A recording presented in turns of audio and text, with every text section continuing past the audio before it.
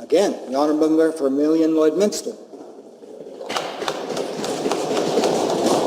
Mr. Speaker, 500 years ago today, an unknown German priest in a backwater town wanted to start a discussion.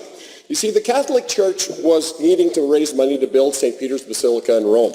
And for a few coins, faithful members could buy an indulgence, a little piece of paper that absolved them of all sin and even sprung a dead relative from purgatory. Now, this priest had some problems with that. He compiled a list of 95 objections and nailed them to the church door at Wittenberg. That priest was Martin Luther.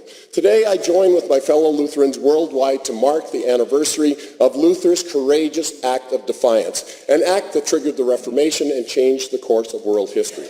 Now, what Luther did was not without risk. Others had challenged the overwhelming power of the church and were rewarded with their efforts with execution as heretics. But Luther was a man of principle, courage, and unwavering faith. Forced to appear before the Catholic authorities, he was threatened with death if he refused to recant. His defense was simple.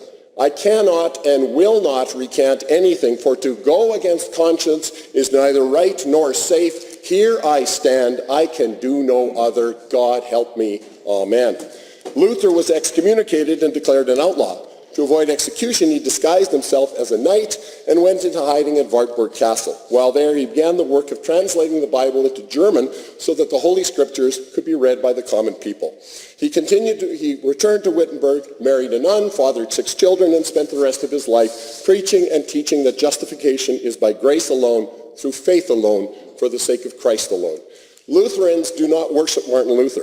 He would be the first to acknowledge his many human flaws and his need for God's grace. But people of all faiths can learn from what Luther embodied. His steadfast adherence to his principles, despite tremendous personal risk, and his unwavering devotion to his followers, lessons, Mr. Speaker, for us all.